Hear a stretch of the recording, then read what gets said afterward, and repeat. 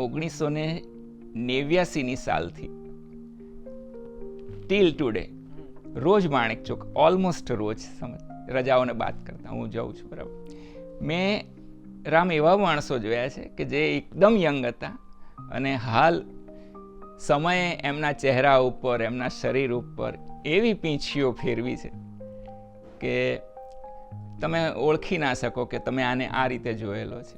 મારો ચાવાળો હોય કે મારું દાગીના ઉપર નકશી કરતો કારીગર હોય, કેટલાક તો બહુ જ જૂના માણસો અમારી સાથે જોડાયેલા છે. એ બધા માણસો, કેટલાક માણેક ચોક માટે મને એક પ્રકારનું ફેસિનેશન એટલા માટે છે કે મેં ત્યાં રાજાથી રંક થતા માણસો જોયા છે અને રંકમાંથી રાજા થતા માણસો જોયેલા છે.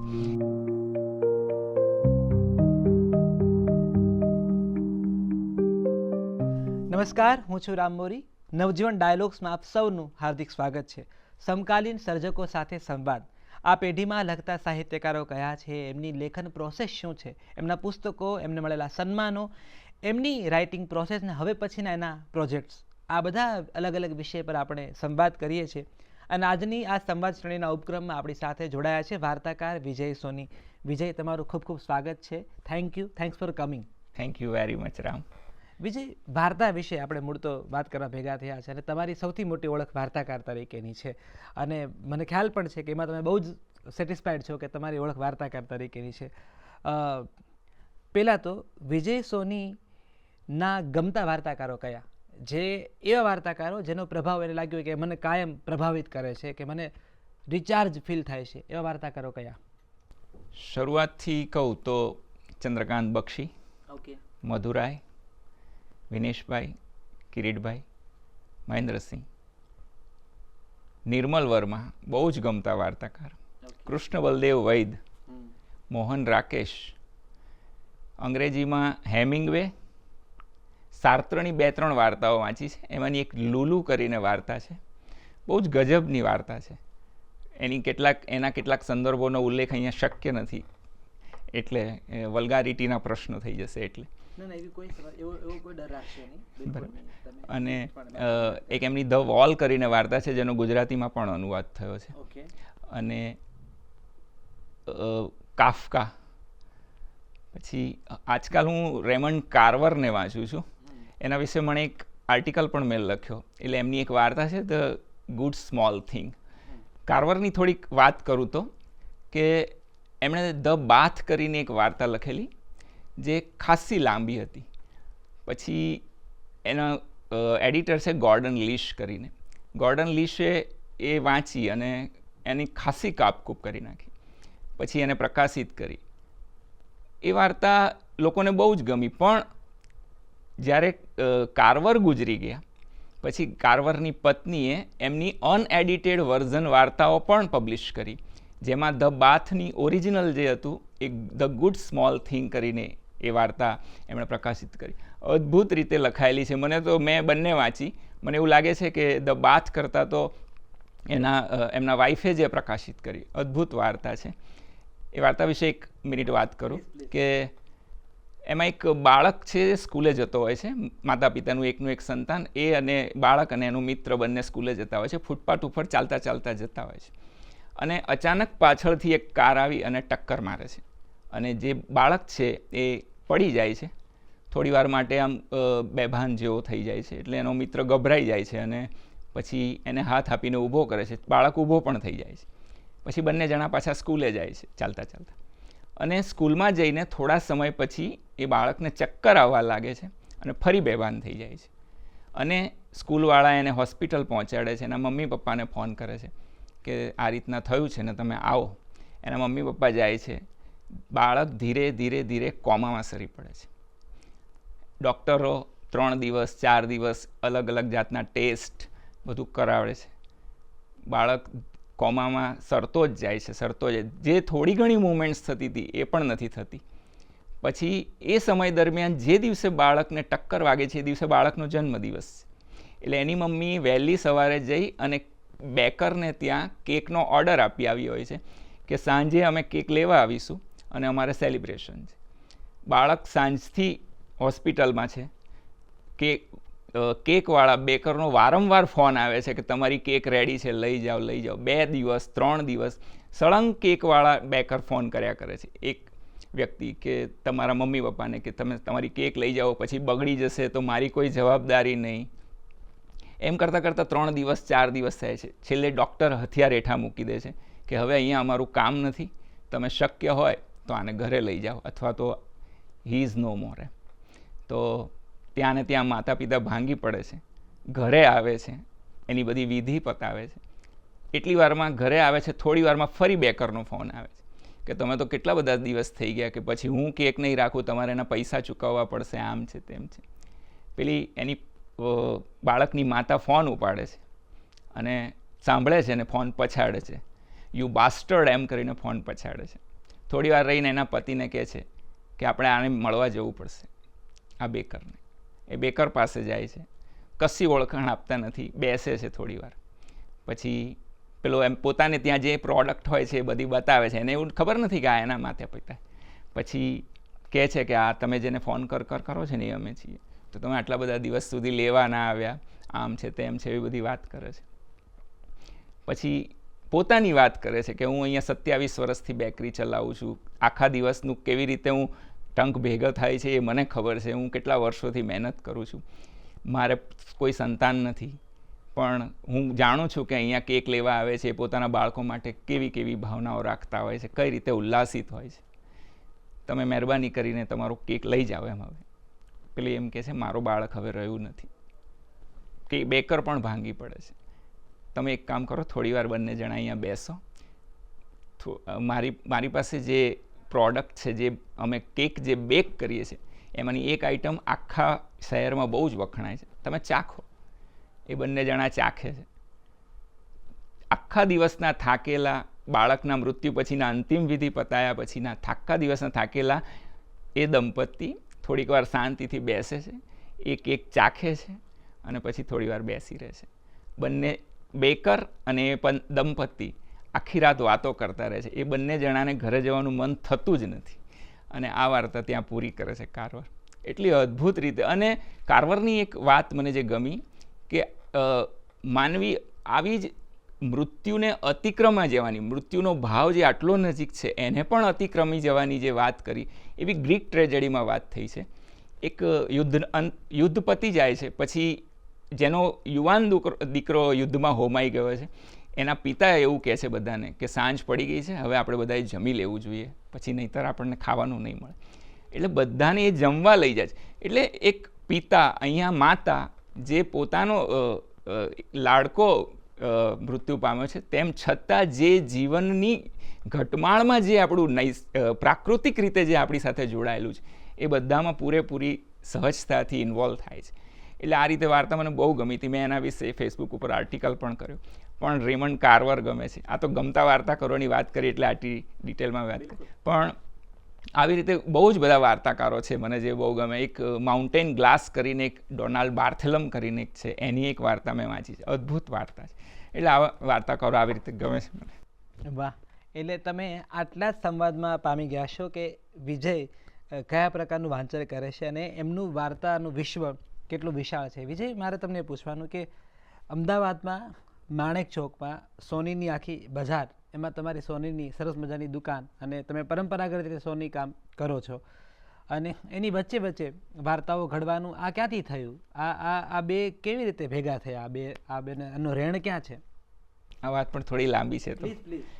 તો એવું બન્યું કે 1987ની સાલમાં મેં 12મું ધોરણ સાયન્સમાં પાસ કર્યું.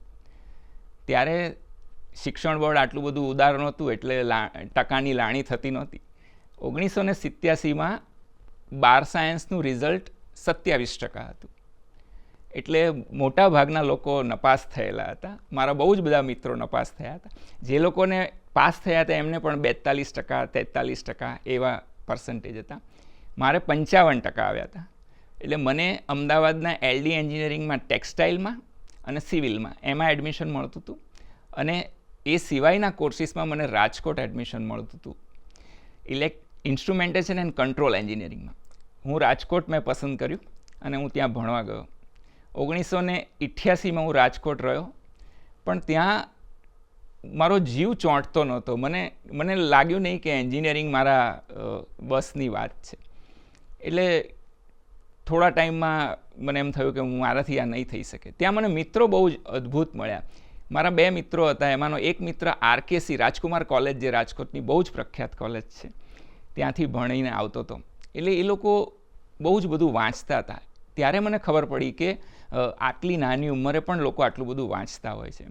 એ લોકો અંગ્રેજીમાં મેગેઝિન વાંચતા હતા, કેટલાક અંગ્રેજી નોવેલ્સ વાંચતા હતા. એ પછી હું ત્યાંથી 1989માં પાછો આવ્યો. પણ પાછો આવીને કરીશ શું એ મને ખબર નહોતી. મારા પપ્પા સોની કામ કરતા હતા, બહુ જ હમણાં સુધી એ કરતા હતા. પછી એમની સાથે હું થોડો ટાઈમ દુકાનમાં બેઠો કે હું એમની સાથે કામ શીખ્યો થોડું. પણ એ જે કામ કરતા હતા એ દેશી કામ હતું. એટલે કે જે આપણે માનીએ કે જે આજના જમાનામાં કદાચ ના પણ ચાલે એવી રીતનું કામ હતું. એટલે એમણે મને સજેશન આપ્યું કે તારે કોઈક એવા જ જણ પાસે કામ શીખવું જોઈએ કે જે અત્યારની લેટેસ્ટ ફેશનના જે ડિઝાઇન ચાલે છે એ તું શીખી શકે અને આપણે ધંધો આગળ વધારી શકીએ. એ વખતે મારો ભાઈ પણ ભણતો હતો. પછી હું એક બીજા સોની પાસે કામ શીખવા બેઠો. એની પાસે કામ શીખવા બેઠો ત્યારે મારા માટે એક નવું વિશ્વ ખુલી ગયું. 4 બંગાળી કારીગરો અને 2 હિન્દુ કારીગરો, ટોટલ અમે 6 જણા. અને અમારા શેઠ, અમે 6-7 જણા 8 જણા દુકાનમાં બેસીએ. મેં એમની પાસે 5 વર્ષ કામ કર્યું. 3 વર્ષ મને કામ શીખતા થયા. અમારું કામ શીખતા બહુ જ વાર લાગે છે. કામ શીખતા થાય અને 2 વર્ષ એમ એવો એક જનરલ નિયમ છે કે તમે જેની પાસે કામ શીખો એને 2-3 વર્ષ એને ત્યાં નોકરી કરવી પડે તો એ તમારામાંથી તમને શીખવાડ્યું એનું વળતર મેળવી શકે. એટલે પછી હું ટોટલ 5 વર્ષ એમને ત્યાં બેઠો. પણ એ સમયે બહુ જ એમ કહેવાય કે યંત્રણા પણ હતી. એ સમય દરમિયાન મેં ડાયરી લખવાની શરૂઆત કરી હતી. કારણ કે મારો દુકાનનો સમય હતો સવારે 9:30 રાત્રે 11:30 ડેઇલી. અને 8 વાર અલ્લાહને આપણે એમ કહીએ ને એવી રીતે રોજ દુકાને જવાનું. ખાલી રવિવારે અડધો દિવસની રજા હોય. એ સમય દરમિયાન હું કામ પણ શીખ્યો અને ડાયરી લખવાની શરૂ કરી. અને એ વખતે હું 1989માં MJ લાઇબ્રેરીમાં સભ્ય થયો. MJ લાઇબ્રેરીમાં હું આજની તારીખ સુધી 2025માં પણ સભ્ય છું. અને હું દર 15 દિવસે 20 દિવસે નિયમિતપણે MJ લાઇબ્રેરી જઉં છું. MJ લાઇબ્રેરીમાંથી મને દુનિયાભરના લેખકો વાંચવા મળ્યા. એટલે હું એમ કહું કે શબ્દની દુનિયાના શ્રેષ્ઠ સ્વામીઓ મેં MJમાંથી વાંચ્યા છે. એકવાર એક આડવાત કરું કે એકવાર હું MJમાં પુસ્તકો ફેંતો હતો બધા રેકમાંથી. અને ત્યાંનો એક એમ્પ્લોય આવ્યો.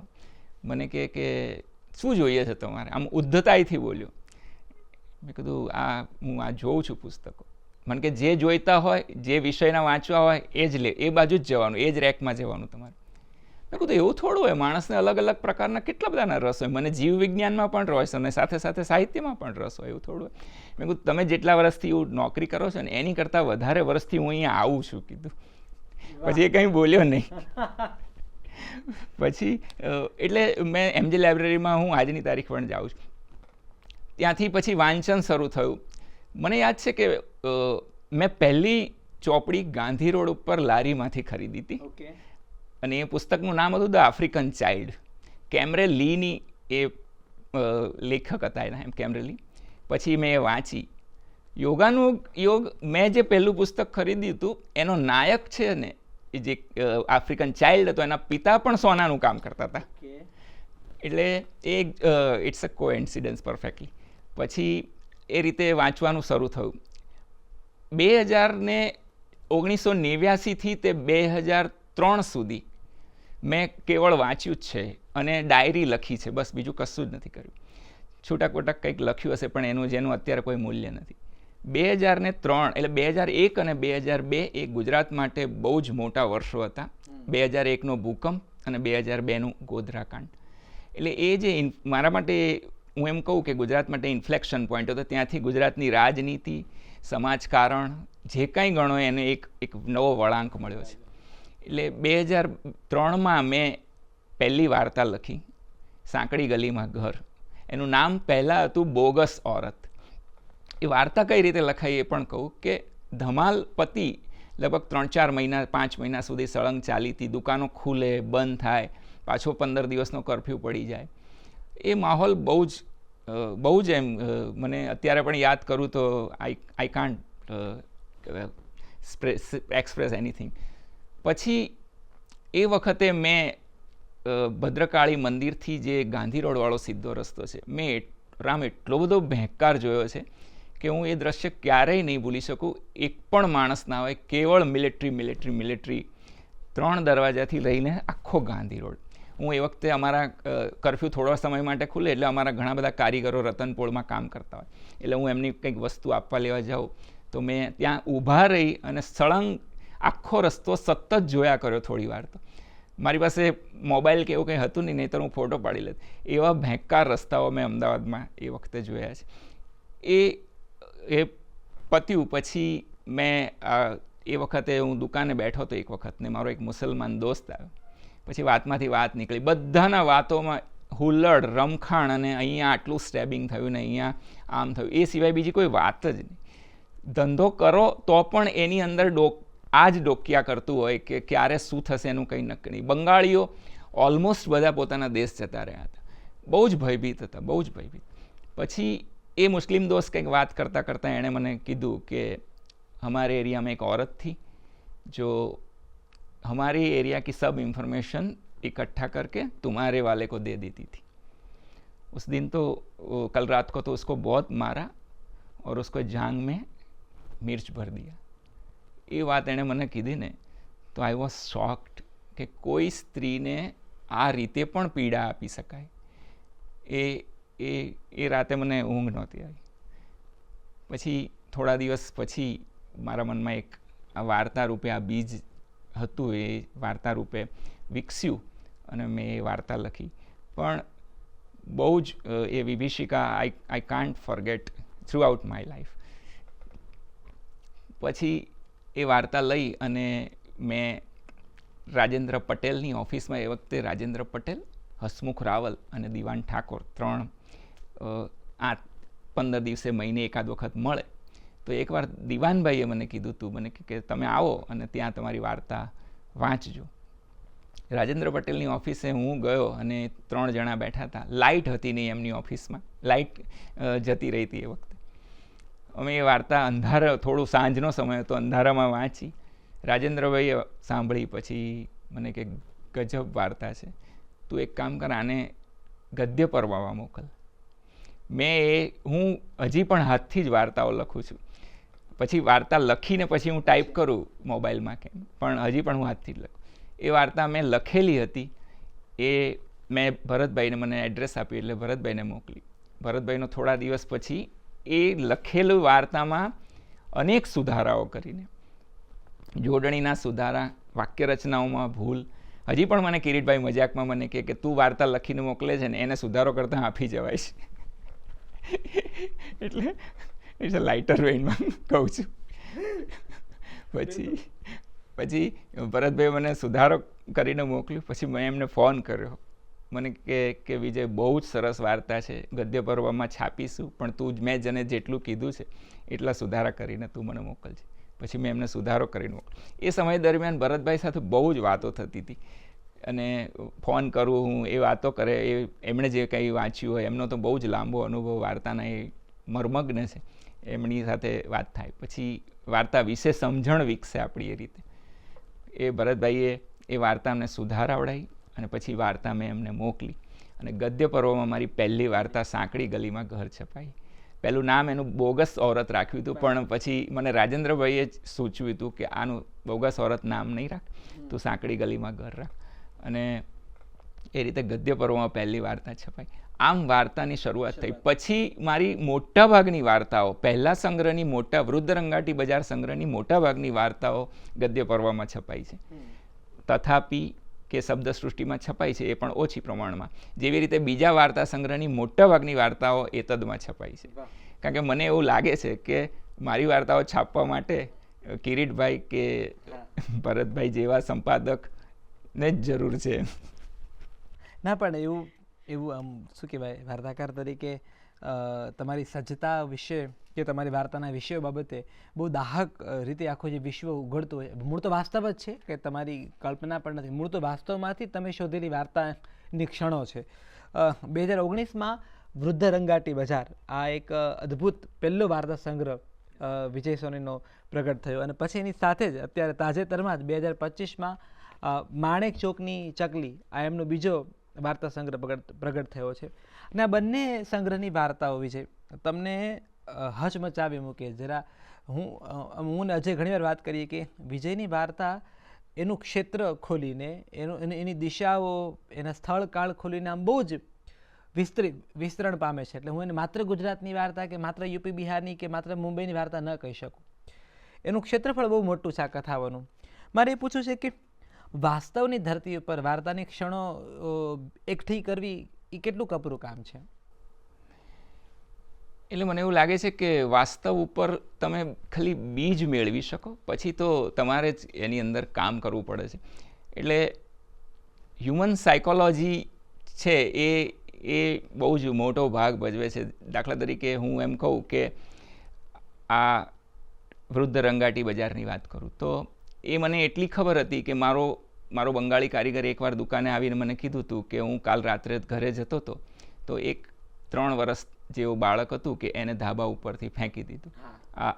આ એણે મને કીધું હતું. પછી મને વિચાર આવ્યો કે આ દાખલા તરીકે આવું થયું હોય તો આમાં હિન્દુ મુસલમાન કે એની ક્યાં આમાં કશું જ નથી.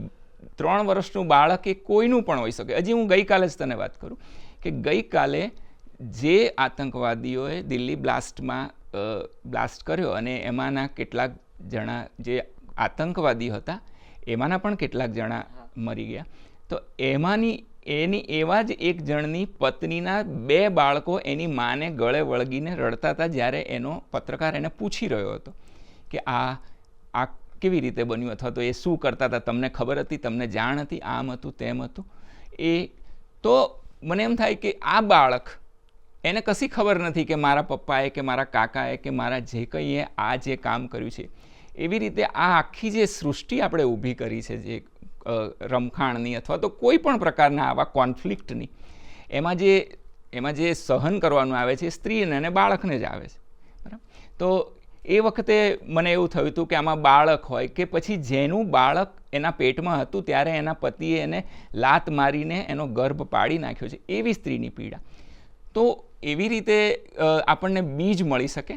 પછી તો તમારે જે તે પાત્રો તમે જેને ઘડો છો એની માનસિકતા ઉપર તમારે કામ કરવું. અને સહજ રીતે જોઈએ તો તમે એના પાત્ર જો પ્રવેશ કરો તો you can find a way કે કઈ રીતે એ થઈ શકે છે એવું. એટલે હું આવી રીતે માનું છું કે બીજ મળી શકે છે.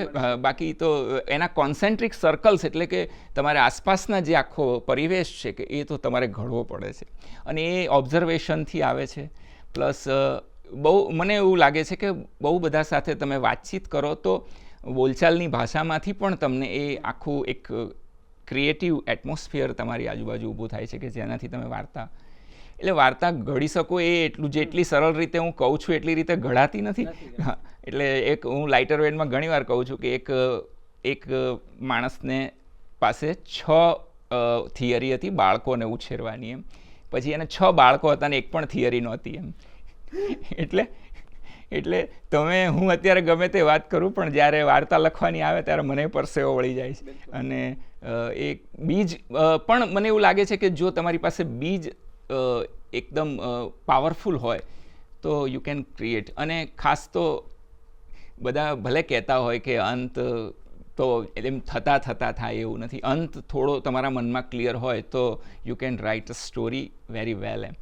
અંત વિશે હું હંમેશા થોડો મનમાં ક્લિયર હોઉં છું કે આવો અંત કરવો છે. ભલે ઘણા બધા એવું કહેતા હોય છે કે એવી રીતે પહેલેથી પ્રી કન્સીવડ ના હોવું જોઈએ કે એવું કંઈ હોવું જોઈએ, પણ એક મનમાં એ વાત તો પડેલી જ હોય છે કે આ રીતે આનો વાર્તાનો અંત કરીશું આમાં. પણ વિજય, મારે એ પૂછવું છે કે ઇસ્મત ચુગતાઈ કે શહાદત હસન મંટો એની કથાઓનું જે વિશ્વ હતું, એની જે દાહકતા હતી એ મને બિલકુલ નહીં ગમે. હું તને એમ કહું કે તમે ગુજરાતના મંટો છે એવું મને બિલકુલ, અને મને બહુ જ સસ્તું અને બહુ જલ્દી કહીને છૂટી ક્લિશે વાક્ય છે. પણ મને એવું કેવું છે કે એ જે વિશ્વ છે જે ઇસ્મતે અને મંટોએ બતાવ્યું છે પોતાનું, અત્યારના સમયની વિભીષિકાઓ, અત્યારના સમયનું જનજીવન, માણસ ઉપરથી ડગમગતી શ્રદ્ધા, એ તમારી વાર્તાઓનું વિશ્વ રહ્યું છે. અને આ વિશ્વમાં માણેક ચોકનો પોતાનો એક બહુ મોટો ફાળો છે. વિજય સોની અને માણેક ચોક આ સંબંધ કેવો છે? અદ્ભુત છે. હું 1989ની સાલથી ટીલ ટુડે રોજ માણેક ચોક, ઓલમોસ્ટ રોજ, રજાઓને બાદ કરતા હું જાઉં છું. બરાબર. મેં રામ એવા માણસો જોયા છે કે જે એકદમ યંગ હતા અને હાલ સમયે એમના ચહેરા ઉપર, એમના શરીર ઉપર એવી પીંછીઓ ફેરવી છે કે તમે ઓળખી ના શકો કે તમે આને આ રીતે જોયેલો છે. મારો ચાવાળો હોય કે મારું દાગીના ઉપર નકશી કરતો કારીગર હોય, કેટલાક તો બહુ જ જૂના માણસો અમારી સાથે જોડાયેલા છે. એ બધા માણસો, કેટલાક માણેક ચોક માટે મને એક પ્રકારનું ફેસિનેશન એટલા માટે છે કે મેં ત્યાં રાજાથી રંક થતા માણસો જોયા છે અને રંકમાંથી રાજા થતા માણસો જોયેલા છે. એટલે માણેક ચોકમાં શેર બજાર છે, જૂનું શેર બજાર જેનું ચવાણું બહુ વખણાય છે. તો એ શેર બજારમાં કેટલા માણસો ખપ્પરમાં હોમાઈ ગયા, એવી રીતે બરબાદ થઈ ગયેલા છે. મારા મનમાં હજી ઘણી વાર આવે છે. મેં એકવાર કિરીટભાઈને વાત પણ કરી હતી કે મારે શેર બજારને લગતી એક વાર્તા લખવી છે. આપણા ગુજરાતીઓ છે ને, એ શેરબજારનું એમને એક ફેસિનેશન છે, વળગણ પણ હોય છે ઘણાને. તો એની જે આખી ભાષા છે, એ ભાષાનું એક્સપ્લોર કરવાની જરૂર છે. મને ઘણી વાર એવું થાય, એ લોકોની એક અલગ રીતે ભાષા છે અને એની ઉપર તમે એકચ્યુઅલી શેરબજાર એ છે શું, એમ ફિયર એન્ડ ગ્રીડનો આખો એક કોન્સેપ્ટ છે કે જેમાં માણસો રચ્યા પચ્યા રહે છે સવારે 9:30થી બપોરે 3:30 સુધી. તો એ જે ફિયર એન્ડ ગ્રીડ, બેઝિકલી આપણે વાર્તા શેની કરીએ છીએ? હ્યુમન ઇન્સ્ટિંક્ટની જ કરીએ છીએ. આપણે કોઈ પણ વિષય લઈ લઈએ પણ એમાં આપણે માણસની જ વાત કરીએ છીએ. તો એ માણસનો જે ઇન્સ્ટિંક્ટ છે એમાં ફિયર અને ગ્રીડ પણ એનો ઇન્સ્ટિંક્ટ જ છે, એ એનો એક સ્વભાવ છે. તો એ શેરબજાર તમને કઈ રીતે અફેક્ટ કરે છે અને એ માણસની માનસિકતા, એનું લગ્ન જીવન, એની આખી સાંસારિક પ્રવૃત્તિ, પછી એની રોજમર્રાની જે જીવન છે એમાં કઈ રીતે બેડલી એક એડવર્સ ઇફેક્ટ કરે અને એ માણસ ધીરે ધીરે કેવી રીતે હોમાતો જાય, એની એક વાર્તા કરવી છે. એટલે માણેક ચોકે મને બહુ જ બધું આપ્યું છે એમ. એટલે હું તો ઘણીવાર ત્યાં એમ જ ઊભો રહું અને મારી પાસે હવે તો મોબાઈલ હોય તો હું ફોટા પાડું કે આ એ એરિયા છે કે જ્યાં મેં મારી બહુ જ વાર્તાઓના બીજ અહીંથી મને મળ્યા છે. એટલે એવું મને ઘણીવાર મિત્રો કહેતા હોય કે તમારે હવે માણેક ચોકની બહાર નીકળવાની જરૂર છે. પણ મને નવનીત જાનીએ એકવાર કીધું હતું મને કે કંઈ જરૂર નથી, કે જ્યાં સુધી સારી વાર્તાઓ લખાતી હોય ત્યાં સુધી માણેક ચોક હોય કે મોન્ટ્રિયલ હોય કે કાંઈ પણ હોય, you don't worry about this. અને એટલે રીતે હું માણેક ચોકને મારા, આપણે દાખલા તરીકે બક્ષી માટે કલકત્તા હતું, પેરિસ હેમિંગવે માટે હતું, એવી રીતે મને અમદાવાદ અને માણેક ચોક ગમે છે અને I am happy with it. પણ વિજય સોનીની વાર્તા લેખનની પ્રોસેસ શું છે? કેવી રીતે વાર્તાઓ લખતા હો છો તમે જનરલી? એક મનમાં એક કોઈ ડાયલોગ કે કોઈ એક શબ્દ કોઈ એક એવું બોલી જાય કે જે એમ લાગે કે આ શબ્દની બહુ જ એના વમોળો બહુ જ દૂર સુધી જઈ શકે એવું છે. એની એક વાત કરું ખાલી, એ વાર્તા કઈ રીતે આવે. મારી દુકાને એક બંગાળી ઠાકુર આવે છે, બ્રાહ્મણ, ગરીબ બ્રાહ્મણ છે. એ રોજ અમારી દુકાને આવે અને એની બંગાળી ચોપડીમાંથી કેટલાક મંત્રો બોલે. અમને ખબર પડે નહીં, અમે બંગાળી જાણીએ થોડું પણ એ અમારું કામ પૂરતું જાણીએ, અમારા કારીગરો સાથે જે અમારે આપલે થતી હોય એના પૂરતું જાણીએ. એટલે એ ઠાકુર રોજ અમારી દુકાને આવે ને મોટેથી મંત્ર બોલે, આમ જાણે આપણી દુકાન ગજવતો હોય એવી રીતે. આ ચેમ્બરમાં પણ ખબર પડે કે ઠાકુર આવ્યા છે. પછી દક્ષિણા આપણે આપીએ. તો એને કોઈકની પાસેથી પૈસા લેવાના હતા, એટલે અકળાયેલો હતો બહુ, પોતે ઘરનું ભાડું ભરવાનું ને એવું બધું હતું, એટલે અકળાયેલો હતો. એટલે દુકાન આવીને કે એ આવીને પહેલું એમ જ કે રાધે કૃષ્ણ. એટલે અમે પણ સામે રાધે કૃષ્ણ કે હું ને મારો ભાઈ. એટલે પછી ઠાकुर સાથે વાત કરતા કરતા કે विजय वो पैसा नहीं दे रहा है. मैं कहा ठाकुर, मैं कहा मांग लो उससे. अरे कितना मांगा, नहीं दे रहा है. अब वो नहीं देगा तो मैं उसे चकली बना दूंगा. मैं कहा મને આમ બહુ કેજ્યુઅલી એણે કીધું કે વો નહીં દેગા તો મેં ઉસે ચકલી બના દઉં. મને ખબર છે કે ઠાકુર કંઈ ચકલી બનાવી શકવાનો નથી, કે ઠાકુરથી કશું થવાનું નથી. તો પછી ઠાકુર તો જતા રહ્યા. પછી મને વિચાર આવ્યો કે મેં કીધું માની લો કે ઠાકુર પાસે ખરેખર એવો કોઈ મંત્ર છે અને પેલો જેની પાસેથી પૈસા લેવાના છે એને હું ફોન કરીને બોલાવું છું કે તું અહીંયા આવ, ઠાકુરે તને મળવું છે ને મારે તને મળવું છે. અને પેલો આવે અને ઠાકુર હાથમાં એની લોટીમાંથી પાણી ભરે અને મંત્ર બોલે જોર જોરથી, જેવી રીતે રોજ મારે ત્યાં બોલે છે. અને એ અંજલિ એ પેલા ઉપર છાંટે અને માની લો કે પેલો માણસ ચકલી બની જાય, તો આખો જે માહોલ રચાય એ કેવો રચાય. એ આખી વાતમાંથી માણેક ચોકની ચકલી એવી વાર્તા થઈ. તો કોઈકને આમાં મયુરને બહુ જ આ વાર્તા ગમી હતી ને સુમનભાઈએ આની ઉપર એક નાનકડી તંત્રી નોંધ પણ કરી છે આ વાર્તા ઉપર. એટલે મયુરે મને કે આમાં મેજિક રિયાલિઝમ છે એવી બધી ટર્મમાં મને બહુ ખબર પડતી નથી, પણ હવે એમાં આ ચકલી તો બની ગયો, પછી એ ઉડીને બારીની બહાર જતું રહ્યું. હવે આપણે એવું માનીએ છીએ કે ઠાકુરે પેલાને ચકલી બનાવી દીધી એટલે એણે શાપ આપ્યો અને પેલો એ શાપને કારણે માણસમાંથી ચકલીમાં પરિવર્તન પામ્યો. અહીં શાપિત મારી દ્રષ્ટિએ ચકલી નથી, શાપિત ઠાકુર જ છે. ઠાકુરે પેલાને ચકલી બનાવી દીધું તો એ તો મોજથી વાયર ઉપર ઝૂલે છે અને માણેક ચોકની આમ તેમ ફરે છે. જે પીડા ભોગવે છે એ તો ઠાકુર જ ભોગવે છે. આટલું કર્યા પછી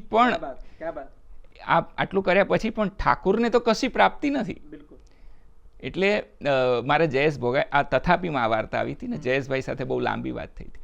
એટલે હું મારો કહેવાનો મતલબ એવો હતો કે આ રીતે મારા મનમાં વાર્તાઓ આવે છે, એમાં મેજિક રિયાલિઝમ કોઈને દેખાય કે કોઈકને કંઈક બીજું દેખાય, પણ હું લખું છું ત્યારે મારી આસપાસના જે પાત્રો છે એ મને ક્યાંય બહુ દૂર લેવા જવા પડતા નથી. એ મળી જાય છે મને. મારી દુકાને આવતો કોઈ કારીગર હોય, ઠાકુર હોય કે કોઈ વેપારી હોય. અમારા વેપારી પણ એવા યુપી બિહારથી આવતા હોય છે. એટલે દે હેવ અનધર કલ્ચર એમ. એટલે આપણા ગુજરાતી કલ્ચરમાં ફિટ ના થાય એવા વેપારી પણ અમારી દુકાને આવતા. એટલે આપણે એમને કંઈ પણ પૂછીએ એમના પરિવાર વિશે કે કંઈ પણ, તો દે ડોન્ટ કેર અબાઉટ ધીસ. કે એ આપણે એમની દીકરી વિશે કે એના દીકરા વિશે કે કંઈ પણ પૂછીએ કે બહારગામ ગયો તો પૂછીએ કે, તો દે ડોન્ટ બોધર એમ, ગયા હોગા એમ, એવી રીતે. તો આપણું કલ્ચર એમનું કલ્ચર એ બધા જે ક્લેશિસ છે, મૂળ આપણે વાર્તા કરીએ છીએ શું છે કે ગેપ્સ જે છે કે પોઝિસ છે કે ઇન્ટરપ્શન્સ છે માણસોમાં, સ્વભાવમાં, કે તમારા અને તમારા અંગત લોકોના સંબંધમાં જે ગેપ્સ છે, આપણે ગેપ્સને શોધીએ છીએ, ખાંચાઓ શોધીએ છીએ અને ખાંચાઓની વાર્તા કરીએ. મૂળે વાર્તાઓ તો બધા ખાંચાઓની જ છે, બરાબર. એટલે આવી રીતે ખાંચાઓ મને કંઈ બહુ દૂર શોધવા જવા પડતા નથી. મારી દુકાને કોઈક વાર મળી જાય છે, કોઈક વાર હું બહાર જાઉં એવી રીતે મળી જાય છે. એટલે આ રીતે વાર્તાઓ કરીએ છીએ. પણ વૃદ્ધ રંગાટી બજાર આ સંગ્રહમાંથી કોઈ બે વાર્તા પસંદ કરવાની હોય અને એના વિશે વાત કરવાની હોય તો એ બે વાર્તા કઈ? હું વૃદ્ધ રંગાટી બજાર એક ટાઇટલ અને મમ સત્યમ વાર્તા મને બહુ જ ગમતી વાર્તા છે, કારણ કે એ મેં બહુ જ શરૂઆતના સમયમાં લખી હતી અને મણિલાલ સરને વાર્તા બહુ જ ગમી હતી. અને એમણે, મને યાદ છે હજી કે આ પુસ્તકના વિમોચનમાં મણિલાલ સર, અજય રાવલ અને નવનીત જાની 3 આવ્યા હતા ને એમણે 3એ વક્તવ્ય આપ્યું હતું. આઈ સ્ટીલ રિમેમ્બર કે આ વાર્તાની વાત કરતાં મણિલાલ સર એમની આંખો ભીની થઈ ગઈ હતી. એટલે હજી મને એ વાર્તા એટલી જ ગમે છે. હજી પણ જો હું એક તને બહુ ફ્રેન્કલી વાત કરું ને તો મારી વાર્તાઓ બહુ બધા વાંચતા નથી, અથવા એટલે વાંચી શકતા નથી ઇટ ધેટ સેન્સ કે એની અંદર કોઈકને ઓપ્સિનિટી દેખાય છે, કોઈકને એની અંદર અપશબ્દો દેખાય છે, એવું બધું દેખાતું હોય. એટલે તું નહીં માને, હમણાં અનારકલી અને સ્કોચ વાર્તા કિરીટભાઈએ એ તદમાં છાપી. પછી એના પછીના અંક વખતે મુંબઈથી એક બેને કિરીટભાઈને પત્ર લખ્યો કે આવી વાર્તા તમે છાપી જ કઈ રીતે શકો. કિરીટભાઈએ મને ફોન કર્યો કે વિજય, આ એક બેનનો મુંબઈથી પત્ર આવ્યો છે અને એમ કહે છે કે અનારકલીને સ્કોચ જેવી વાર્તા તમે છાપી જ કઈ રીતે શકો એ તદમાં, જે આપણે ઓલરેડી અહીંયા નવજીવન આપણે વાર્તામાં વાંચી હતી. એક્ઝેક્ટલી. પછી મેં કીધું સર હું શું કરું એમાં? તો મને કે મારી એવી ઈચ્છા છે કે હું કંઈ ના કહું એ બેનને, તું જવાબ આપે. પછી મેં એ બેનને જવાબ આપતો એક પત્ર લખ્યો અને એ કિરીટભાઈએ વળતા અંકમાં છાપ્યો અને પછી એ બેને વાંચ્યો હશે. મને તો એ બેન સાથે મારે ડાયરેક્ટ ઇન્ટરેક્શન નથી થયું, પણ મને કિરીટભાઈએ કીધું મને કે એ બેન તારો પત્ર વાંચીને બહુ ખુશ થયા. એમને એવું લાગતું હતું કે આ કોઈ એવો રાઇટર હશે કે જે આવું જ બધું લખતો હશે. પણ મેં પત્રમાં કેટલીક વાતોનો જે ઉલ્લેખ કર્યો હતો. એક ફ્રાન્સનું એક મંડળ છે ટેલ કેલ કરીને, એ લોકો નવા વાસ્તવ ઉપર વાત કરે છે, નવ્ય વાસ્તવ આપણે જેને કહીએ. તો જ્યારે તમે વાસ્તવને એના હાર્શ રિયાલિટીને તમે એના પરિપૂર્ણતામાં જોતા હો તો તમારે એના લગતી ભાષા પણ નિપજાવવી પડે. તમે જૂની ભાષા અથવા તો શિષ્ટ ભાષા સાથે એ નવ્ય વાસ્તવને નિરૂપણ કરવા જાઓ તો એ નહીં ચાલે. એટલે મારા મનમાં આ લખતી વખતે એવું નહોતું કે હું કોઈ નવ્ય વાસ્તવને નવી ભાષાની, પણ બોલચાલની ભાષા જે મારી આસપાસ જે બોલાય છે અને એના બહુ બધા નુઆન્સીસ છે, એના બહુ બધા એંગલ્સ છે. તમે એ પકડી શકો તો વિવેચકો ઓછા પકડે છે, સોરી ટુ સે ધીસ, પણ સોરી ટુ સે ધીસ, પણ બરાબર છે, ડોન્ટ બી સોરી. હા, એટલે પણ તો નથી પકડતા. હવે એ અનારકલીને સ્કોચમાં એક વાક્ય એવું છે કે જે રઘુ છે કે જેને જયની વહુ બહુ ગમતી હોય છે, એ એટલી બધી રૂપાળી હોય છે અને એ બીજા સાથે ફરતી હોય છે. તો એ રઘુ જયની વહુને કહે છે, ભાભી તમે તો પાણી પીવો છો ને તો તમને અહીંથી ઉતરતું દેખાય છે જાણે. એટલે વોટ ઇઝ ધીસ? આ એની લોલુપતા છે, બરાબર છે.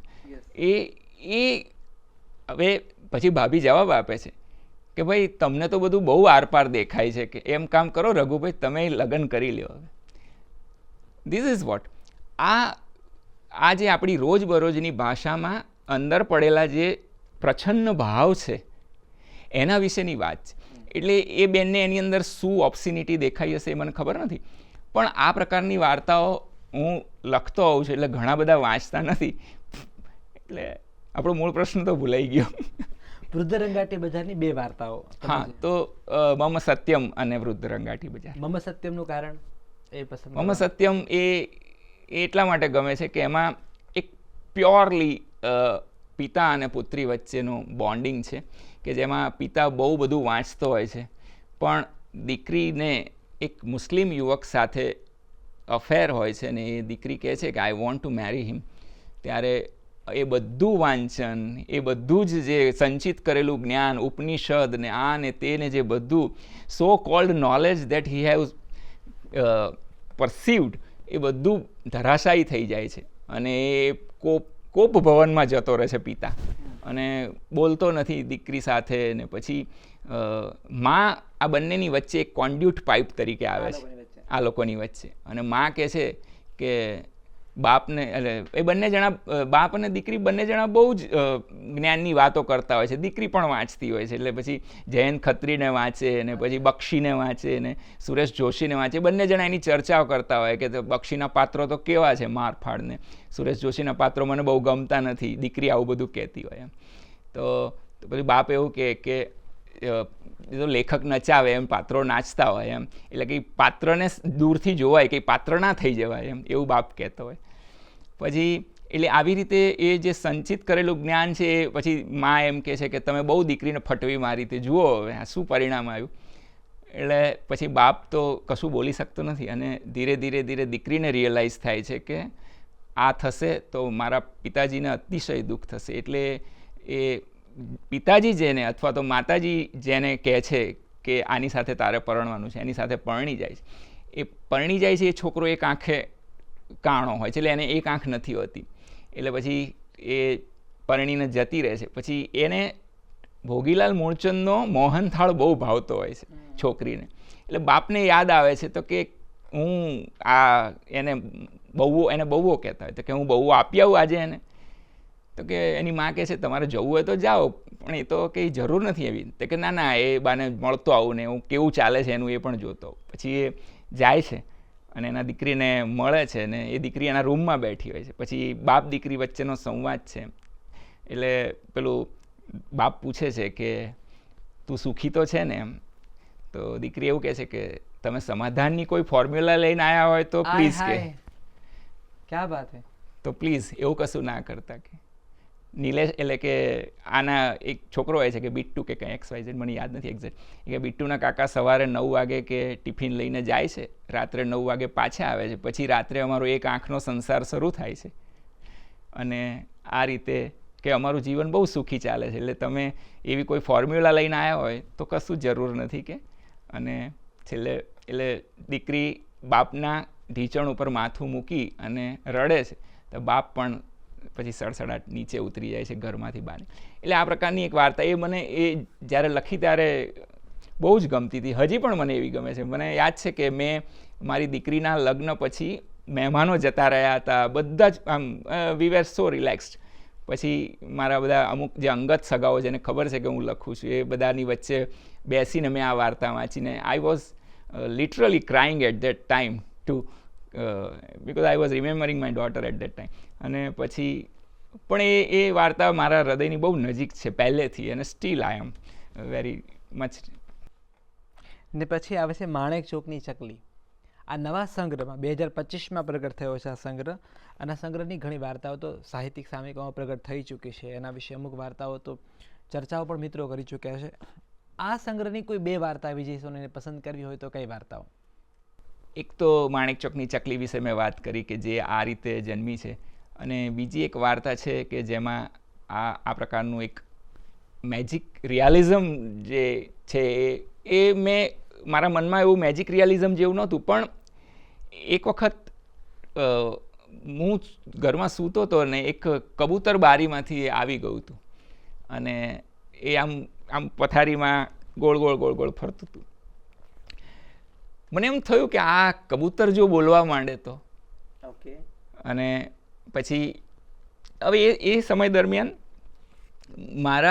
અમારી બાલ્કનીમાં કબૂતરે 2 ઈંડા મૂક્યા હશે, તો એ પેલું બહુ ડિસ્ગસ્ટિંગ લાગતું હતું, એટલે મારા વાઈફે એને બહાર ફેંકી દીધા હતા, નીચે ફેંકી દીધા હતા, એટલે એ ફૂટી ગયા ને બરાબર. તો એ મેં પછી કબૂતર બીજે કે ત્રીજે દિવસે આવ્યું ત્યારે મને એવું લાગ્યું કે આ જેના ઈંડા ફેંકી દીધા કદાચ આ એના માં હોય, એને બાપ હોય, આવ્યું હોય તો.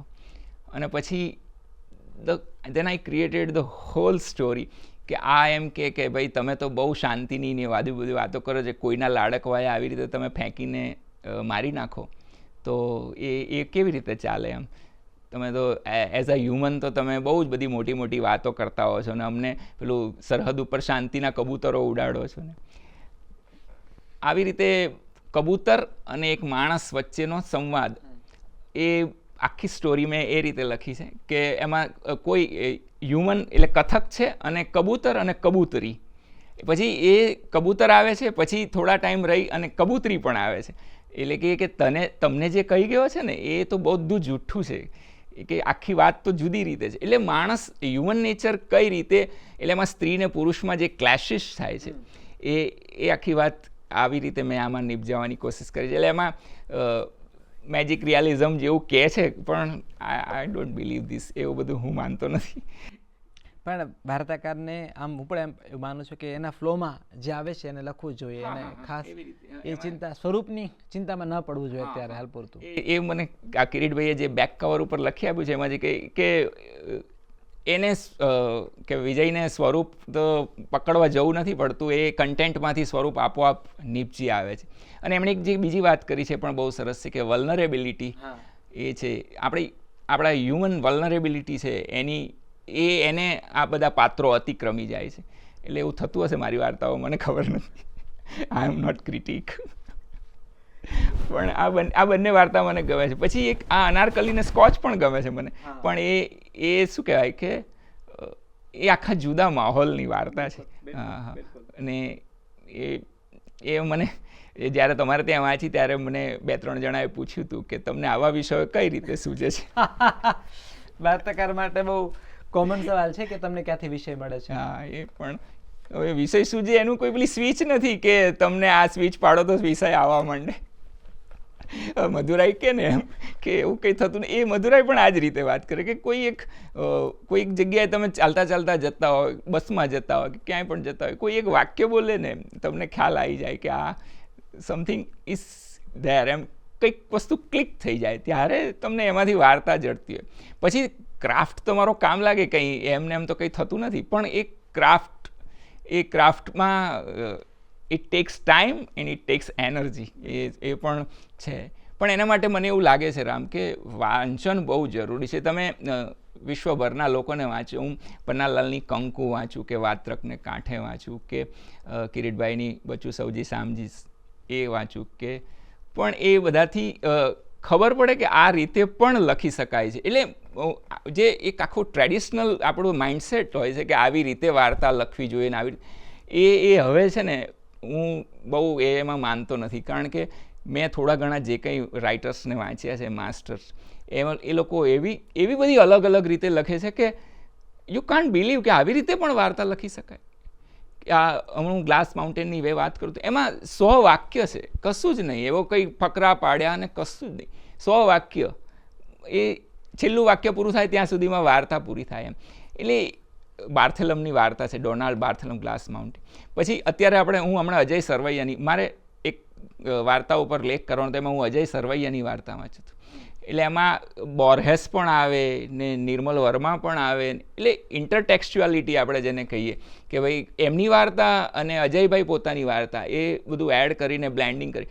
ગુલામ મોહમ્મદ શેખની માપામુંડી સિરીઝની આખી જે ચિત્રના કામ છે એને લઈને અજયભાઈએ એક વાર્તા કરી છે. એની અંદર પાછું એ થોડું શું કહે કે પતિ ખોવાઈ ગયો હોય અથવા તો પતિ ઘરેથી જતો રહ્યો હોય તો એની પત્ની એ ગુલામ મોહમ્મદ શેખ અને પછી એમણે જે ક્લુ મૂકેલા હોય એની ઉપરથી પતિને શોધ આદરે. એટલે આવી બધી રીતે વાર્તા લખી શકાય. એટલે એવું કોઈ એમ કહેતું હોય કે આ રીતે વાર્તા ના લખાય ને આ રીતે લખવી જોઈએ, એટલે હું ઘણીવાર એવું મનમાં વિચારતો કે લિટરેચર બીજું કશું આપે કે ના આપે, પણ એક એક્સેપ્ટેબિલિટી તો જરૂર આપે છે કે તમને વ્યાપક રીતે જોવાની. પછી એ વાર્તા હોય કે જીવન હોય કે કાંઈ પણ હોય, એને કંઈક અલગ રીતે અથવા તો કંઈક વ્યાપક રીતે, એટલે એક્સેપ્ટેબિલિટી તમારી બ્રોડ થાય તો ઇટ મેક સેન્સ. એક વાર્તાકાર તરીકે આ બધા સર્જકોને જ્યારે વાંચીએ, જ્યારે લખીએ, ત્યારે વિજય, મારે ખાસ એ પૂછ્યું કે તમારા મનમાં કેટલો ભાર હોય વિવેચનને લઈને, કે મારે આ વખતે આ પ્રયોગ કરવા છે એવું લઈને તમારા મનમાં કંઈ હોય છે કે go with the flow? I don't care about critics. હું ગાળો લખતો હોઉં ત્યારે પણ મને એવું નથી હોતું મનમાં કે આ કોઈને રુચિકર લાગશે કે નહીં લાગે, અને બહુ બધાને અરુચિકર લાગે પણ છે. પણ હું જ્યારે લખતો હોઉં, દારૂ પીવા બેઠેલા ધાબા ઉપર 3 મિત્રો કંઈ ઉપનિષદ કે ભગવદ્ ગીતાની તો વાત ના જ કરતા હોય ને. એટલે એમાં એ વખતે જે માહોલ હોય એ જ પ્રમાણે એ લોકો વાત કરવાના છે ને એ જ પ્રમાણે એ લોકો અભણ અથવા તો ઓછું ભણેલા 3 મિત્રો જ્યારે વાત કરતા હોય ત્યારે એ કંઈ એવી જ્ઞાનની કે એવી વાત તો કરવાના નથી. એટલે હું કોઈ એવું ભાર રાખતો નથી. પછી લખ્યા પછી હું 2-4 મિત્રોને વંચાવું ને પછી એ લોકો કહે તો ભાર આવી જાય મારી ઉપર કે આમાં આટલી ભૂલ છે. હું મયુરને મોકલું, પછી નવનીતભાઈને મોકલું કે કિરીટભાઈને મોકલું, કિરીટભાઈને છાપવા માટે મોકલું, પણ પહેલાં એમને જોવા માટે મોકલું. પછી એ બધી, જો કે મને એ વાતનો આનંદ છે કે એ સુધારા ના કરાવડાવે, સારી કે આ નથી ચાલે એવી રીતના વાત. પણ એ મેજર એની અંદર ચેન્જ ના કે ખડગપુરનો છોકરો એમણે છાપી હતી ત્યારે એમણે મને ફોન આવ્યો હતો, મને કે વિજય અદ્ભુત વાર્તા. એટલે એ રીતે હું દાખલા તરીકે હું જયેશભાઈને મોકલું તો પણ કોઈ અને સુધારા કોઈ કરાવડાવતું નથી ને હું બહુ કરતો પણ નથી. કોઈ સૂચવે તો હું એકવાર જોઈ જાઉં કે આમાં આ કરીએ તો ચાલે એવું છે, પણ હું કંઈ એવું બહુ ભાર નથી રાખતો, લખું છું. અંજલિ ખાંડવાલા પુરસ્કાર આપણે વાર્તા સંગ્રહને મળ્યો છે અને બહુ સન્માનીય પુરસ્કાર છે વૃદ્ધ રંગાટી બજાર માટે. પુરસ્કાર સ્વીકારતી વખતે વિજય, જનરલી કેવી ક્ષણો આવતી હોય છે મનમાં જ્યારે બહુ બધા લોકો તમને એક ચોક્કસ પુરસ્કાર માટે, અને આઈ ગેસ અંજલિ ખાંડવાલા સિવાય બીજા પુરસ્કારો, એનો પરિષદ, ગુજરાતી સાહિત્ય પરિષદનો ટૂંકી વાર્તા અને સાહિત્ય અકાદમીનો પણ એવોર્ડ મળ્યો છે. એટલે આ રીતે દર્શક, હા, ધૂમકેતુ એવોર્ડ મળ્યો છે. તો મારે પૂછવું છે કે આ બધા સન્માનોને સાથે રાખીને આ સન્માન સ્વીકારતી વખતે વાર્તાકાર તરીકે તમારા ચિત્તમાં શું ચાલતું હોય છે? આમ જવાબદારી વધે એવું લાગે કે સારું લખવું પડશે, હવે નબળું લખીએ તો નહીં ચાલે. પણ બહુ જ એવું મનમાં હોય કે આપણે તો કોઈ વખત એવું તો ના કરીએ કે નબળી જ વાર્તા લખવી છે આજે, એટલે આપણે હંમેશા સબળું લખવાનો પ્રયત્ન કરીએ, પણ નબળું પણ લખાઈ જતું હોય છે. મારી આમાં આ સંગ્રહ જે બીજો સંગ્રહ છે એની અંદર 2-3 વાર્તાઓ એવી છે કે જે કદાચ હું ભવિષ્યમાં કરવાનો હોય સંગ્રહ આખો તો હું એમાં ના લઉં, એવું પણ કરું. પણ એવું એના માટે ના લખવું એવી રીતે નથી કહેતો, લખતા રહેવું જોઈએ, હું એવું માનું છું. બહુ જ ઓછું લખાય છે. મેં 2005થી 2025માં ટોટલ 23-24 વાર્તાઓ લખી છે, એટલે દર વર્ષે એક વાર્તાનું એવરેજ ગણાય, એટલે બહુ જ ઓછી વાર્તાઓ લખાય છે.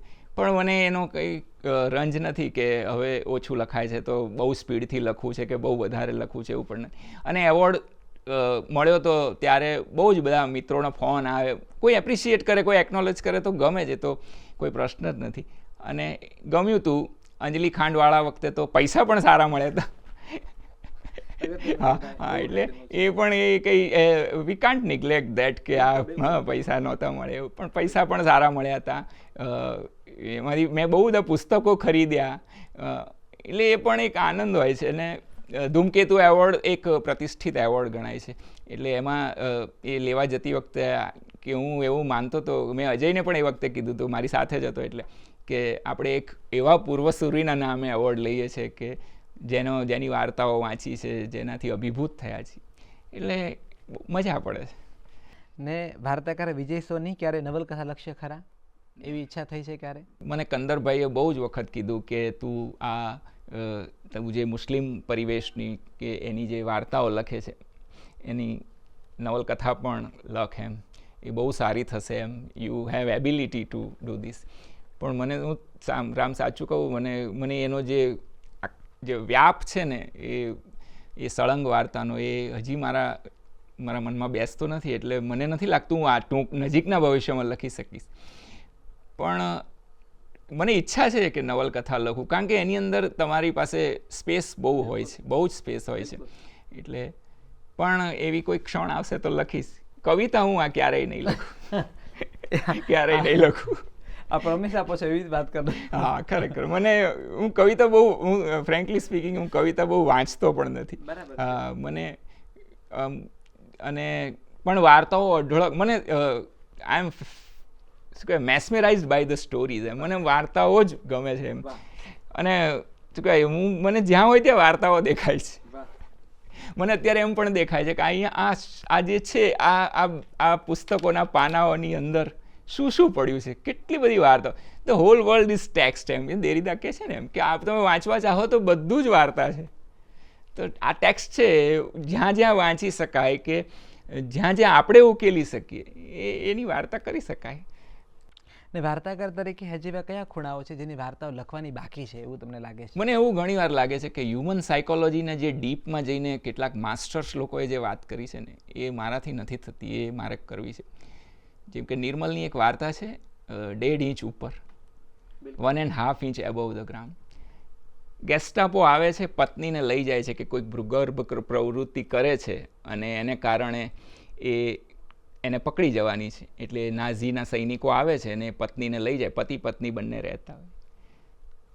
પત્નીને લઈ જાય છે એટલે પતિને ખબર પણ નથી હોતી કે પત્ની આવી પ્રવૃત્તિ કરતી હોય. જ્યારે એને પકડી જાય છે ત્યારે ખબર પડે છે કે પત્ની આવું પણ કંઈક કરતી હતી. તો પહેલાં શું થાય છે એના મનમાં કે પોતાની અંદરનો પતિ જાગી જાય છે કે મને ખબર ના પડી, અથવા તો મને ના કીધું એણે. પછી એને એ ભાવ શમે છે. પછી એને આમાં ગ્રેટિટ્યૂડનો ભાવ જન્મે છે કે સારું થયું મને ના કીધી, કદાચ મને બચાવવા માંગતી હોય, બરાબર. એટલે હું પણ ના પકડાઈ જાઉં, મારી ઉપર પણ કોઈ યંત્રણા અથવા મને પણ કોઈ ત્રાસ ના આપે ગેસ્ટાપો, એટલા માટે મને બચાવવા માંગતી હોય. એટલે ગ્રેટિટ્યૂડનો. અને પછી અંતે એનામાં ભાવ આવે છે કે મારામાં એટલી પણ એબિલિટી નહીં કે એણે મને કીધું હોય અને હું એટલો નિમાણો હોઈશ કે મને એણે કીધું હોત તો હું જાણે કશું ના કરી શકે, હું પણ એની સાથે ભૂગર્ભ પ્રવૃત્તિમાં ક્યાંક જોડાઈ જાય. એટલે 2.5, 3 કે 4 પાનાની આ વાર્તામાં નિર્મલજીએ 3 ભાવને, એટલે હ્યુમન સાયકોલોજીને જે ડીપમાં જઈને નિર્મલ વાત કરે છે કે બીજા બધા સર્જકો વાત કરે. એક આલ્બર્ટો મોરાવિયાની મેં કોન્જુગલ લવ વાંચી હતી, એ બધા જે વાત કરે છે, સ્ટીફન ઝ્વેગની વાર્તાઓ છે. કેટલા બધા ડીપ જાય. આપણને એમ થાય કે માણસોએ આખા બધી પડતો ખોલી નાખી છે જાણે હવે કશું કરવા જેવું રહ્યું નથી. હશે કરવા જેવું હશે, જેમ દોસ્તોયેવસ્કીમાં હોય છે એમ. તો એનો જે નોટ્સ ફ્રોમ અંડરગ્રાઉન્ડનો જે નાયક છે એ કેટલું બધું પોતાની અંદર છોલી નાખે. એમ આ લોકો આ બધા જે સર્જકો છે એ એટલું બધું માણસની મનની અંદર બધું છોલી નાખે. એટલે આવી રીતની કોઈ વાર્તાઓ કરવાનું હોય અથવા તો એવું કરવાનું મને ગમે. And I M trying to do this. ને આ બધી કથાઓમાં વિજય રિચાર્જ કેવી રીતે થતા હોય છે લખવામાં? જ્યારે લખી રહ્યા છે વાર્તાકાર તરીકે, ત્યારે તમને એવું લાગે કે હમણાં આગળ વાર્તા વધતી નથી, કે હમણાં હું અટકી ગયો છું, ત્યારે હું મૂકી દઉં છું બહુ ટાઈમ સુધી. પછી હું આર્ટિકલ્સ લખું. મને હું જે કંઈ વાંચું ને એમાં મને આપણે કાઠિયાવાડી ભાષામાં ભભડો બહુ થાય કે હું કંઈક આના વિશે લખું. પેલું તને ખબર હોય તો ઓશોએ એક જગ્યાએ કીધું હતું કે જે માણસ કંઈક પામ્યો હોય ને, સિદ્ધત્વ ને કે કંઈ ને પણ પામ્યો હોય ને, તો એને અંદરથી બહુ જ આમ એવું થતું હોય કે હું આ વહેંચું, આ આનંદ છે વહેંચું એમ. તો હું પણ કંઈક નવું વાંચું ને તો મને એવું થાય કે હું આને હવે આપણે આર્ટિકલ્સ લખીએ, હું લાંબા આર્ટિકલ્સ લખું, પછી અને બહુ મહેનતથી લખું. એવું નહીં કે હું આ કેજ્યુઅલી લખી નાખું એમ. આખો અભ્યાસ કરું એનો, આમ શું કહે કે એના વિશે બહુ વિચારું. દુકાને પણ હું ઘણીવાર એના વિશે વિચારું. તો હું લાંબા આર્ટિકલ, મેં હમણાં દોસ્તોયેવસ્કીની જીવની જોસેફ ફ્રેન્કે લખી છે લગભગ 2,500 થી 3,000 પેજની જીવન ચરિત્ર, મને બરાબર જીવન ચરિત્ર લખ્યું છે. અને એ લખતા એમને 25 વર્ષ જેટલો સમયગાળો એટલું એમણે અભ્યાસ કરીને કર્યો. તો એના વિશે મેં એક આર્ટિકલ હવે એ બુદ્ધ પ્રકાશના આ અંકમાં આવશે. મને રાજેન્દ્રભાઈનો કાલે જ ફોન હતો કે અમે છાપીશું. તો એટલે આવી રીતે હું રિચાર્જ થવા માટે હું આવું કંઈક વાંચતો રહું. પછી આર્થર કોસ્ટલરની એક સંપાદન છે, આ ક્રોસમેને કરેલું છે, અને આર્થર કોસ્ટલર પછી બીજા લૂઈ ફિશર, એ બધાનું એક પુસ્તક છે ધ ગોડ ધેટ ફેલ્ડ. એટલે કમ્યુનિઝમ કઈ રીતે આપણા વિશ્વમાંથી ધીરે ધીરે ઓછું થતું હતું, અથવા તો કોમ્યુનિઝમ પ્રત્યે આ બધા જે બુદ્ધિજીવીઓ હતા ઇન્ટેલેક્ચ્યુઅલ્સ એ સમયના, એનો કઈ રીતે ભ્રમ નિરસન થયું. એમાં ડોરિસ લેસિંગ પણ આવી ગયા. તો એ બધાનું એ આખું એ લોકોએ જે પોતાનું ભ્રમ નિરસનની આખી પ્રક્રિયા છે ને એના વિશે એક ધ ગોડ ધેટ ફેલ્ડ એવું એક પુસ્તક છે. એના વિશે મેં એક બહુ લાંબો આર્ટિકલ કર્યો. પછી સલમાન રશ્દી માર્ક્વેઝને મળવા ગયા હતા, પણ માર્ક્વેઝ તો મળ્યા નહીં. પછી એમની સાથે ફોનમાં વાત કરી. એ આખો ધ ગાબો એન્ડ આઈ, માર્ક્વેઝનું નામ હતું હુલામણું, ગાબો એન્ડ આઈ, એવી રીતે મેં આર્ટિકલ કર્યો હતો. એમાં એક બહુ ઇન્ટરેસ્ટિંગ વાત છે કે એક ઓલ્ટજન નામનો એક લેખક હતો. એ કે હું કોલંબિયા ગયો હતો અને એરપોર્ટથી કેબમાં બેઠો. પછી કેબી મને આમ આગળ લઈ ગયો ને, તો પછી એણે માર્ક્વેઝનું ઘર બતાવ્યું. તો પછી એમ પેલો કેબીએ કીધું કે આ અહીંયા છે ને કોલંબિયાની તો શું કહે ગલીઓમાં જ છે ને મેજિક રિયાલિઝમ વહે છે, કે ખાલી ગાબો તો સારો ટાઈપિસ્ટ છે કે. એટલે આવા પ્રકારનું વાંચું ને તો બહુ જ એકદમ આમ મને મજા પડી જાય. એટલે હું આમ તરત જ મારે અંદરનો પેલો એમ કે હું કંઈક લખી નાખું. અને આપણે કોઈ પણ મેગેઝિનને મોકલીએ તો એ તો 6 મહિના 12 મહિના, એની કોઈ સમય સીમા નહીં. એટલે હવે એટલું બધી રાહ તો કોણ જોવે? એટલે અંદરનો જે પેલો હોય એ ભભડો એ તો શમી જાય, પહેલાં છપાઈ જાય તો સારું. એટલે છપાય તો નહીં, પછી એને ફેસબુક ઉપર શેર કરું. મને વચ્ચે પારુલ દેસાઈએ કીધું હતું મને કે તમે જે ફેસબુક ઉપર આર્ટિકલ કર્યા છે ને એનું એક પુસ્તક કરો. એટલે હવે 15-17 આર્ટિકલ છે. મેં વિશ્વભરની કૃતિઓ થોડી ઘણી જેટલી સમજણ પડી એટલી, મુરાકામીની વાર્તાઓ ઉપર, પછી આ આર્થર કોલિન વિલ્સનનું મેં ધ બિયોન્ડ ધ આઉટસાઇડર વાંચ્યું. અદ્ભુત પુસ્તક, અદ્ભુત. એટલે એવું બધું વાંચી અને ફેસબુક ઉપર લખું. એટલે જ્યારે when I am not writing a story, then I am writing this. બધું સરવાળે આખી પ્રોસેસ ક્યાંક ને ક્યાંક વાર્તાને પામવા માટેની છે, વાર્તાને સમજવા માટેની છે. અને વાર્તાકાર વિજય સોનીની બધી જ યાત્રાનો છેડો અંતે તો વાર્તાએ જઈને ઊભો રહે છે. વિજય, મારે એવું પૂછવું છે કે જે અત્યારેના વાર્તાકાર મિત્રો, નવા વાર્તાકાર મિત્રો કામ કરી રહ્યા છે, સતત વાર્તાને પામવાનો પ્રયત્ન કરે છે, ધારો કે તારી પાસે ટિપ્સ લેવા આવ્યા છે, તો વાર્તાકાર તરીકે તમારી એવી કઈ ટિપ્સ છે તમને? છે કે મને એવું લાગે છે રામ કે મને મળવા આવતા જે યંગ વાર્તાકાર મિત્રો છે એનો કહો કે આટલી આ ભૂલ તો તમે ના જ કરતા, કે આટલું તો કરવું જ જોઈએ, એવી 2 બાબતો કઈ? સલાહ આપવા માટે સલાહ નથી આપવાની, સલાહ ઇન ધ સેન્સ કે કોફી પીતા પીતા શેર કરવાની છે ટીપ. કે એટલી પાત્રતા તો છે નહીં મારી, પણ કોઈ મને વાર્તા મોકલે, હિરેન મોકલે કે એમ કોઈ મોકલે તો મને જે સૂઝે એ હું એને કહું ખરો. પણ વાર્તા વિશેની હું છે ને, કોઈ મને વાર્તા મોકલે ને તો હું બહુ સાવચેત થઈ જાઉં. મને મને એવું થાય કે હું આના વિશે શું કહું એમ. પછી એટલે જો હું બહુ જ ફ્રેન્કલી કહું ને તો મને એની અંદરથી બહુ ટીકા શોધતા આવડતું નથી, સાચું કહું. દાખલા તરીકે તે મને વાર્તા મોકલી તો પણ મને એની અંદર કદાચ ભૂલ હોય તો હું એ બહુ એકદમ શાલીનતાથી તને કહું, હું કોઈના છોતરા ઉખાડી નાખું કે એવી રીતે મને, કારણ કે મને ખબર છે કે કોઈ આપણી વાર્તાનું આવી દશા કરે તો આપણને કેવું ફીલ થતું હોય. બહુ આપણો ક્યારેય કોઈ ગોડફાધર નહોતો ત્યારે આપણે વાર્તાના વિશ્વમાં તું ને હું ને બધા આવ્યા છે, બરાબર. હું તો લિટરેચર બિલકુલ ભણ્યું નથી. મારી પહેલાં અહીં જે કોઈ વક્તાઓ આવ્યા એમાંના મોટા ભાગનાને લિટરેચર સાથે સીધો અને સતત સંબંધ હતો. પછી એ હિરેન હોય, અભિમન્યુ હોય, બરાબર, બધાને, મયુરને પણ, એ બધા full time they are involve in literature, બરાબર. હું તો મારા તો વર્ષોથી મારા ઘરમાં કોઈ વાંચ્યું નથી કોઈએ, બરાબર. કોઈક વાર તો મારી વાર્તાઓ નથી વાંચતા. એટલે હું એ રીતે શું કહેવાય, કોઈને સલાહ આપી શકું ને એવી રીતે હું પણ, મને કોઈ એવી આપી હોય તો મેં બહુ માની નથી. એટલે કોઈને હું સલાહ અથવા તો એવી એડવાઇસ, પણ એની વાર્તામાં કોઈક એવું વસ્તુ લાગતી હોય તો હું એને કહું જરૂર કે આ રીતે તું વાર્તા, હું હિરેનને કે એને ઘણી વાર કહું કે તું આ રીતે વાર્તાને અથવા તો આ પાત્રને વધારે સારી રીતે તું એક્સપ્લોર કરે તો કદાચ આ વાર્તા અહીંયાથી વધારે સારી બની શકે. બાદલ સાથે પણ વાત થાય આવી રીતે કોઈક વાર. એટલે એવી રીતે હું કહું, પણ હું કોઈની છોતરા ઉખાડી નાખી શકતો નથી, કારણ કે મને મારી પોતાની જ યાદ આવે છે કે આવું થાય તો મારું શું થાય. પણ વિશે એક ક્યુરિયોસિટી તો થાય મને કે ક્યાંય કોઈ વાર્તાનું બેકગ્રાઉન્ડ નથી, સાહિત્યનું બેકગ્રાઉન્ડ નથી, એની વચ્ચે એક વાર્તાકાર વિજય સોની તૈયાર થયા છે. સરવાળે આમ પાછું વળીને જો ત્યારે આ શ્રેય કોને આપવાની ઈચ્છા થાય? સુજો સાફોને આપું. સુજો સાફોમાં બહુ જ શીખવા મળ્યું છે. સુમનભાઈ, પછી હું પહેલી વાર્તા લઈને સારસા ગયો હતો. આણંદ પાસે સારસા ગામમાં શિબિર હતી અને ત્યાંની યુનિવર્સિટીમાં હું અને દિવાનભાઈ બસમાં ગયા હતા અને પહેલી વાર્તા મેં સુમનભાઈની સામે વાંચી હતી. પહેલી વાર્તા કશી જ ખબર ના હોય અને સુમનભાઈ જેવા દિગ્ગજ વિવેચકની સામે મેં પહેલી વાર્તા વાંચી હતી. પછી હું દોડાયો થયો હતો અને હું પછી વાર્તા પછી એમણે કંઈક કીધું હતું ત્યારે પાછું મેં એમાં એમને કંઈક એ વખતે કીધું હતું. પછી એ એમનું એકદમ સિગ્નેચર સ્ટાઇલનું હસ્યા હતા, એ મને હજી યાદ છે. પછી અજીત ઠાકોરે આખી શિબિર પતી ને પછી એક 5 કે 7 વાર્તાઓની એક સૂચિ આપી હતી કે જેમાં આમ આખી શિબિરની વાર્તાઓ ગમી હોય એમાં મારી વાર્તા હતી. એટલે પહેલી વખત કોન્ફિડન્સ. એ કઈ વાર્તા હતી? એ સાંકડી ગલીમાં ઘર. એ વાર્તાથી મને કોન્ફિડન્સ મળ્યો. એ શિબિરથી મને જાણવા મળ્યું કે વાર્તા આવી રીતે પણ લખી શકાય.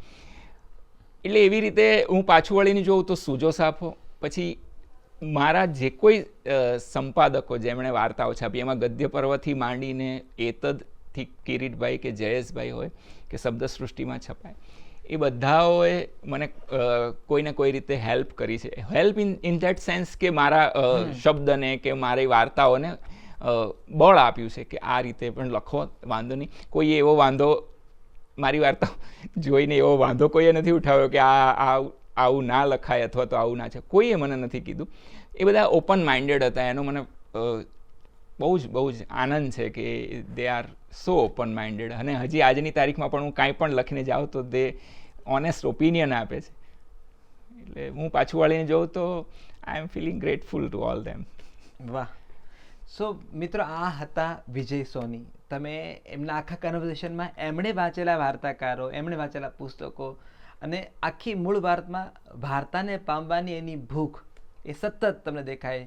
અને મને કાયમ હું અજય સોની સાથે વાત કરતો હોઉં કે બીજા વાર્તાકાર મિત્રો સાથે વાત કરતો હોઉં ત્યારે મને થાય કે વિજય અમારી આ પેઢીમાં એ રીતે જુદા પડે છે કે સતત એની ભૂખ વધુ ને વધુ ઉઘડતી જાય છે વાર્તાઓને લઈને, અને એ વાત કદાચ આ માણેક ચોકની ચકલી હોય કે વૃદ્ધ રંગાટી બજાર હોય, આ બંને પુસ્તકોમાં દેખાય છે. આ સમયની વિજયની વાર્તાઓ બહુ જ જુદી પડે છે અને આ દરેક વાર્તા અમને સતત આશ્ચર્ય આપે છે. વિજય, તમારી વાર્તા, તમારા વાર્તાના કિરદારો, એ બેકગ્રાઉન્ડ અમને જુદું બળ આપે છે, અમને જુદી ઉર્જા આપે છે અને અમને સતત થાય છે કે તમે સતત અમને ચકિત કરો છો. નવજીવન ડાયલોગ્સની ટીમ વતી, નવજીવન ટ્રસ્ટ વતી હું તમને શુભકામના પાઠવું છું કે તમે સતત ઉત્તમ વાર્તાઓ આપો અને એવી વાર્તાઓ આપો જે અમને સમકાલીનો ચેલેન્જ કરે.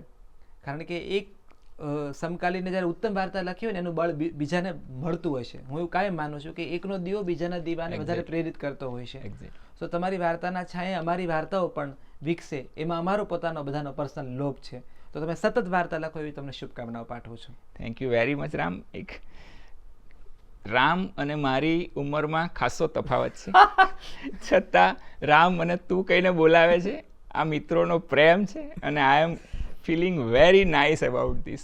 એટલે thank you very much Ram. Thank you everybody. આપણી મિત્રતા છે કે આપણે બંને તું ને તમે ગાળીનું નક્કી કર્યું છે કે આપણે બંને તુંમાં વાત કરીશું, પણ યસ, એ મિત્રતા વાર્તાને કારણે છે ને વાર્તાના લીધે વધારે ભરેલી છે.